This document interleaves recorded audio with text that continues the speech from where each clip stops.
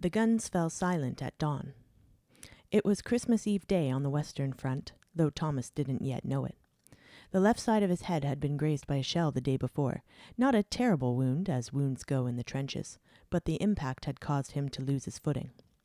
He didn't remember hitting his head, but he could certainly feel the swelling at the back of his skull now. Thomas made to sit up, but the canvas ceiling above him was spinning, and he couldn't seem to get his eyes to focus. He groaned. "Tom?" Someone called from what seemed like a far-off land. "Tom, are you awake?" He knew that voice. "Charlie?" Thomas croaked. His tongue felt like gauze. A face swam into view. Thomas registered a pair of gray eyes, crooked teeth, sandy hair. "Oh, thank God," Charlie murmured, appearing from behind the canvas. He sat on the edge of Thomas's bed, which wasn't a bed so much as it was a wood shelf padded with blankets. They were afraid you might not wake up. Thomas lifted his arm, searching for something, anything, to grab onto. Anything to make the spinning stop. Charlie grasped his hand. "Is there any water?" Thomas gasped. "Tea, as always," Charlie replied. Thomas felt the tin cup at his lips and glugged the cold tea down greedily. His body still felt like it had been thrown off a moving truck and down a hill, but at least he could see straight. Thomas peered around the dark makeshift tent. It was really no more than a sheltered nook draped with canvas. The walls were sandbags and mud and crooked planks of wood. Slowly, he pulled himself up, resting his bandaged head against a cold sandbag. The familiar stench of stagnant mud, cigarette smoke, and urine thinly masked by chlorine assaulted his nose. His empty stomach roiled. But there was something missing from the scene. An eerie silence had fallen over the trench, the kind of silence that overrides one's imagination. Thomas had the distinct impression that he was sitting in an open grave. "What's happened?" he asked Charlie anxiously. Charlie, who was his cousin by blood and his brother in all other regards, shook his head. One of the lads said the Boches called a ceasefire on account of it being Christmas. I was just about to go look when I heard you moaning and groaning. Fancy a walk? Thomas nodded. Gingerly, he slipped out of his bunk and sank into the sodden ground. Dirt was lodged between his toes, and his skin felt grimy with dirt and smoke. At least the rain had stopped, he muttered as he followed Charlie through the cramped, winding footpath. Just in time for Christmas, Charlie remarked. Suddenly he stopped in his tracks. Thomas froze. Do you hear that? Charlie asked, staring up at the parapet in disbelief. Thomas strained his ears. He had grown accustomed to the constant noise of shouting and enemy fire and was not prepared for what he heard. Is that someone singing? He wondered. As the two of them hurried on, the sound of voices and laughter grew louder. They came across a fellow soldier lazily smoking a pipe. All right, lads, are you going up? He asked them. Thomas and Charlie exchanged a wary glance. Going up, Charlie asked. Up where? The soldier pointed to the fire step. See for yourselves, he instructed. Charlie climbed onto the fire step first, then proffered a hand to Thomas. His legs wobbled when he stepped up, and he was glad to have Charlie there for support. The two of them peered through the sandbags into no man's land. Thomas's jaw dropped.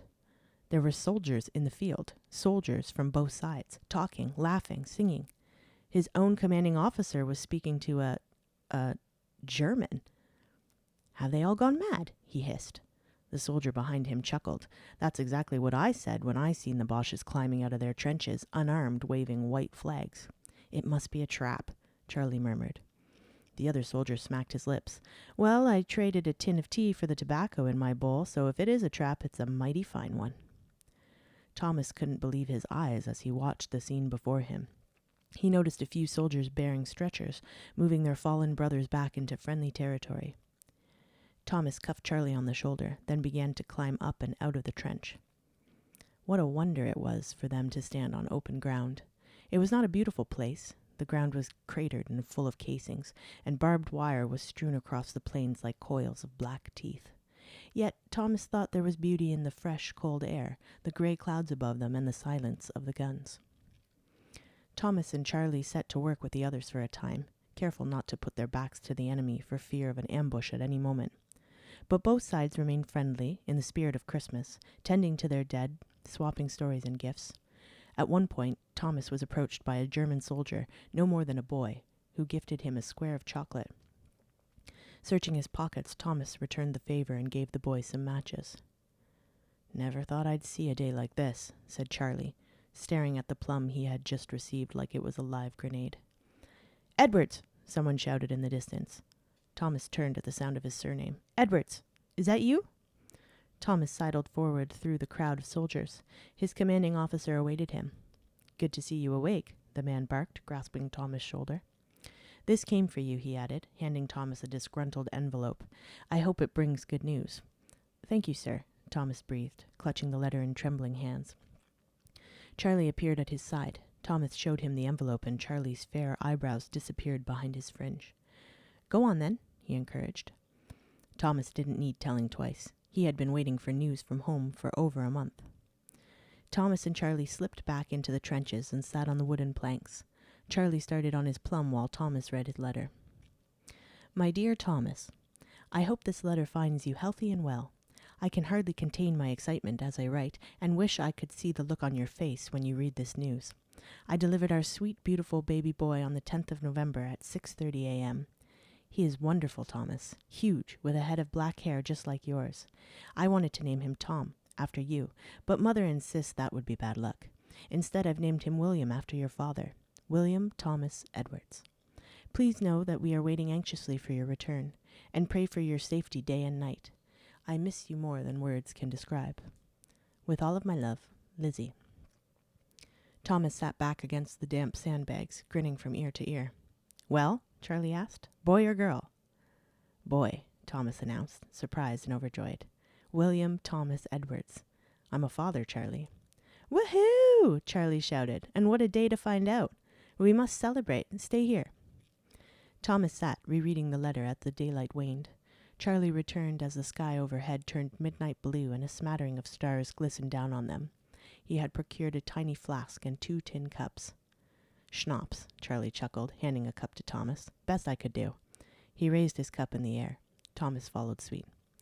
"To William Thomas Edwards," Charlie toasted. "And to Lizzie," Thomas added. The two of them sat shoulder to shoulder, sometimes talking, sometimes sitting in peaceful silence. From over the parapet, foreign words floated down on a familiar tune. Thomas listened to the carol, thinking of home, of his wife, and of the baby that awaited him. And though he knew that the war was not over, he took comfort in the fact that he was fighting for a better world, a free world for his son. A newborn baby, Thomas thought to himself with a smile. What a gift